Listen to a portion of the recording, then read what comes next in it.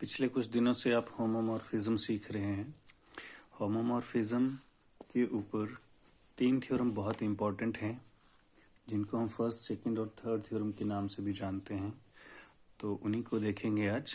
तो first theorem है आज का मेरे पास कि अगर आपके पास एक नॉर्मल सब ग्रुप है H of a group G, then if you consider a map F from G to G by H and which is defined by fx is equal to hx for all x in G, then this map F is homomorphism of G onto G by H with H as kernel of F। तो statement को समझ लीजिए कि F मेरे पास एक homomorphism है from G onto G by H, जहाँ H normal सब ग्रुप है और it is defined by fx is equal to hx and x is in G। तो ये प्रूव होगा कि F होमोमॉर्फिज्म होगा और H कर्नल होगा। याद भी रखना है और प्रूव भी करेंगे। तो ये देखिए, पहले ये चीज़ तो स्टेटमेंट में गिवन है कि F is defined from G to G by F and G by H by fx is equal to hx। पहले मुझे ये प्रूव करना है कि ये जो मैप है वो वेल डिफाइंड है। वेल डिफाइंड के लिए मैं ये शो करता हूँ कि अगर x इक्वल टू वाई है तो fx equal to f y भी होगा। अब लेट किया मैंने x इक्वल टू वाई, तो x into y inverse is equal to identity. It means hx is equal to h y. ऐसा क्यों है? ऐसा डेफिनेशन से है कि जैसे ही आपके पास ये होगा x is equal to y होगा, तो आप जैसे x इक्वल टू वाई होगा तो h से प्री मल्टीप्लाई करेंगे तो h x is equal to h y हो जाएगा। बट एच एक्स तो एफ एक्स के इक्वल है, एच वाई एफ वाई के इक्वल है। Therefore f is well defined. Homomorphism में क्या है? अब f x y is equal to H x y के इक्वल। ये क्यों है? क्योंकि देखो, ये डिफाइन ही ऐसा किया गया है। x की जगह एक्स वाई लिख दो तो एफ एक्स वाई हो जाएगा h x y. But h x y को आप जानते हैं h x into h y लिख सकते हैं। अगेन एच एक्स तो एफ एक्स के बराबर है, एच वाई एफ वाई के बराबर है। तो मैंने ये प्रूव कर दिया कि f x y is equal to f x into f y. Therefore f is homomorphism. अब मैं ये प्रूव करता हूँ कि एक्स, ये जो एफ है वो ऑन टू भी है। ऑन टू के लिए क्या करना होता है मुझे? ये जो जी बाई एच वाला सेट है या ग्रुप है, इसके लिए कुछ एलिमेंट लेट करूँगा और मैं शो कर दूंगा कि इसके कॉरेस्पॉन्डिंग कोई ना कोई एलिमेंट जी में भी है। तो लेट कर लो x belongs to G by H. अगर x belongs to G by H है तो x is equal to H x होगा, क्योंकि जी बाई एच का हर एलिमेंट एच एक्स की फॉर्म में लिखा जाता है। It means f x is equal to H x, that is equal to x, which shows that for any capital X in G by H has its pre-image in G, therefore F is on to। Last में मैंने ये भी show करना है कि इसका जो colonel है F जो डिफाइन किया गया है वो H है। तो लेट कर लो X in kernel of F। आप जानते हैं कर्नल की डेफिनेशन से कि if X belongs to kernel of F then F X should be H, क्योंकि H आइडेंटिटी एलिमेंट होता है G बाई H का। F X equal to H X equal to X means X belongs to H, therefore के F is equal to H। ऐसा क्यों हुआ? क्योंकि x को मैंने लेट किया था के एफ में, बट वो पहुंच गया जाके H में, इसलिए कर्नल एफ H के बराबर हो गया। नेक्स्ट थ्योरम, अगर a homomorphism phi of a group G into group G bar is isomorphism if and only if kernel F is equal to identity। पहले स्टेटमेंट को समझ लेते हैं कि आपको पहले ही होमोमॉर्फिज्म दे रखा है। एक दो ग्रुप कौन से हैं? एक G है, एक G बार है। इस होमोमॉर्फिज्म को ही मैंने आइसोमॉर्फिज्म प्रूव करना है if and only if kernel phi is identity element. यानी कि एक बार फाई को आइसोमॉर्फिज्म लेट कर लीजिए और प्रूव कर दीजिए कर्नल फाई आइडेंटिटी है। दूसरी बार कर्नल फाई को आइडेंटिटी लेट कर लो और ये प्रूव कर दो कि फाई आइसोमॉर्फिज्म है। तो देखिए पहले सपोज कर लेता हूँ कि फाई आइसोमॉर्फिज्म है, आइसोमॉर्फिज्म है तो ये 1 1 होगा। होमोमॉर्फिज्म तो पहले ही गिवन है, तो लेट कर लो कर्नल फाई में एक्स। अब कर्नल फाई में एक्स है तो उसकी इमेज तो आइडेंटिटी एलिमेंट से मैप होगी, क्योंकि ई बार आइडेंटिटी एलिमेंट होगा जी बार का। अब ई बार आइडेंटिटी एलिमेंट है जी बार का, इसलिए phi x is equal to e bar implies phi x is equal to phi e, which implies x is equal to, अब ये phi e कहाँ से आया, क्योंकि e बार को इमेज कर रहा है phi, वो क्यों, क्योंकि phi होमोमॉर्फिज्म है। तो यहाँ से x is equal to identity हो गया। It means k phi is a subset of e, but e is always a subset of k phi. From these two set you can say that k phi is equal to identity element.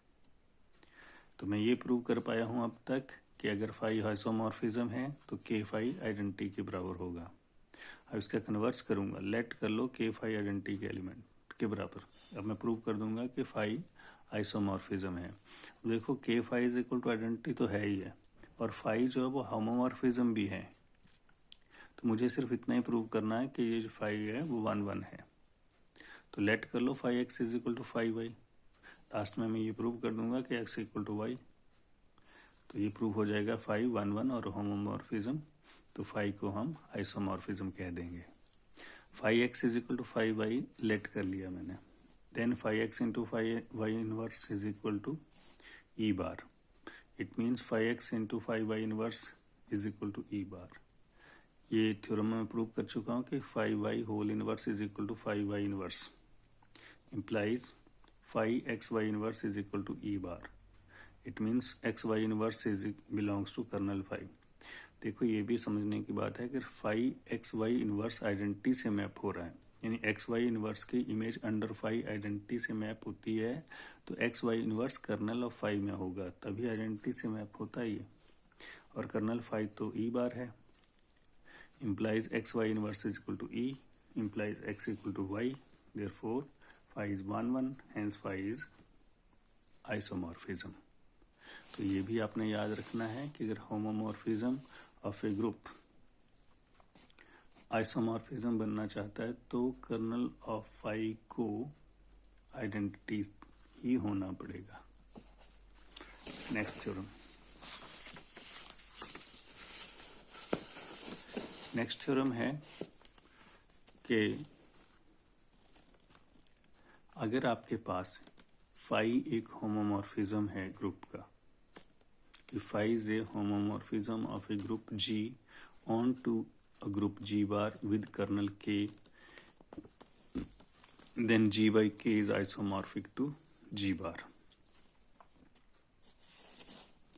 तो इसको कैसे करना, पहले statement समझ लो कि G से G बार तक एक होमोमॉर्फिज्म बनाया गया है, ऑन टू होमोमॉर्फिज्म है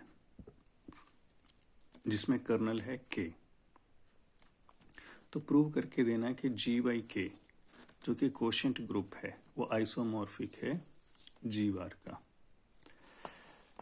तो इसके लिए क्या करना है, पहले मुझे देखो आइसोमॉर्फिक के लिए मुझे मैप डिफाइन करना पड़ता पहले।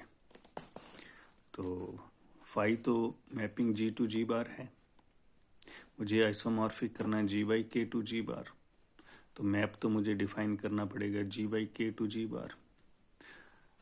तो G by K का कोई भी एलिमेंट आप लिखना चाहें तो K इंटू G लिखेंगे, ये वाला K और G एलिमेंट इस G का, by F K G is equal to phi G।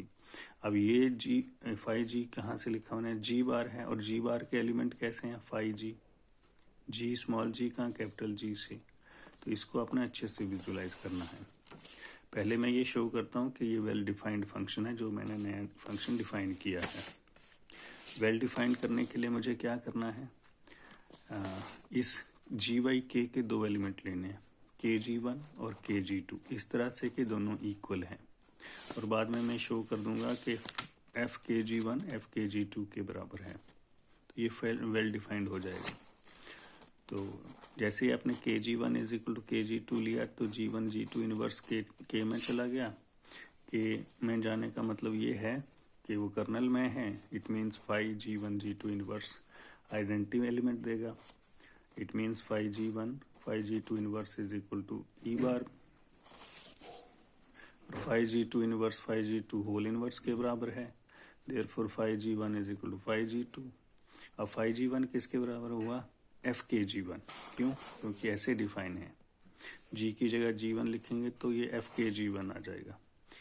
इसी तरह G की जगह G2 लिखेंगे तो एफ के G2 हो जाएगा. Therefore F is well defined. अब मैं ये शो करता हूँ कि ये 1 भी है. उसके लिए क्या है? एफ के G1 को लेट कर लो एफ के G2 के बराबर. अब एफ के G1 किसके बराबर है? Phi G1. क्यों है? यहाँ देख लो, डिफाइन ऐसे किया है. एफ के G1 is equal to phi G1. तो एफ के G1 फाई G1 हुआ, एफ के G2 फाई G2 हुआ. It means phi G1 phi G2 whole inverse identity element. That is phi G1 phi G2 whole inverse is identity element implies phi G1 into phi G2 inverse is equal to identity. अब क्योंकि phi तो isomorphism है तो phi G1 into G2 inverse के equal हो जाएगी ये सारी चीज. अब ये G1 G2 इनवर्स का इमेज हुआ identity element. Therefore G1 G2 must belongs to G1 into G2 inverse must belongs to kernel. That is kg1 is equal to kg2. Therefore f is 1. अब on to के लिए क्या करना है मुझे? Actually मैं सारा काम इस f के लिए कर रहा हूँ. ये जो डिफाइन किया गया है g by k to g bar. अब मैं इसको 1 प्रूव कर चुका हूँ, वेल डिफाइंड प्रूव कर चुका हूँ. अब मैं प्रूव करूंगा कि ये ऑन टू भी है, यानी g बार के हर एलिमेंट के लिए यहाँ पे कोई ना कोई इमेज जरूर आएगी. और इस सारे में मैं इस चीज़ का इस्तेमाल भी कर रहा हूँ कि जो phi G to G bar define है वो एक मैपिंग है और वो होमोमॉर्फिज्म है. ऑन टू के लिए मैंने G बार का एलिमेंट, कैपिटल G बार का एलिमेंट लिया है G बार. अब देखो phi G to G bar onto ये गिवन है. इट मीन्स G बार तो G बार में कोई एलिमेंट है तो कोई ना कोई एलिमेंट स्मॉल G में भी होगा such that phi G equal to G bar और f k G is equal to f phi G is equal to G, which shows that G bar, whenever there is a G bar in G bar, has its pre-image kg in G by k under F. Therefore F is onto. तो यहाँ पर onto में मैंने ये prove किया है कि ये जो G bar सेट है मेरे पास, ये वाला G bar, इसमें जब मैं कोई एलिमेंट लेता हूँ G बार तो उसके कॉरस्पॉन्डिंग kg एलिमेंट मुझे G by k में जरूर मिलेगा. Therefore F is on to. अब मैं लास्ट में प्रूव करता हूँ कि होमोमॉर्फिज्म भी है. होमोमॉर्फिज्म के लिए क्या करना है? F a into b is equal to f a into f b. A को मैंने लिया kg1, बी को लिया मैंने kg2. तो ये किसके इक्वल हुआ? kg1 इंटू kg2 को तो आप लिखेंगे kg1 kg2. बट f, अब आपको देखो डेफिनेशन में मैंने क्या लिखवाया हुआ, ये वाला डिफाइन जब किया था k इंटू जी है तो फाई G है. तो ये सारा किसके इक्वल हो जाएगा? फाई G1 G2 के बराबर हो जाएगा. बट फाई तो होमोमॉर्फिज्म है इसलिए फाई G1 फाई G2 हो जाएगा. बट फाई G1 किसके इक्वल है? एफ के G1. फाई G2 किसके इक्वल है? एफ के G2. implies phi is homomorphism. अब देखो f is homomorphism. तो थ्रू आउट द थ्योरम मैंने क्या प्रूव किया है कि ये जो f डिफाइन किया गया है नया फंक्शन वो वेल डिफाइंड है, वो 1 है, वो ऑन टू है, वो होमोमॉर्फिज्म है. इसलिए G by K आइसोमॉर्फिक हुआ G बार के. Thank you.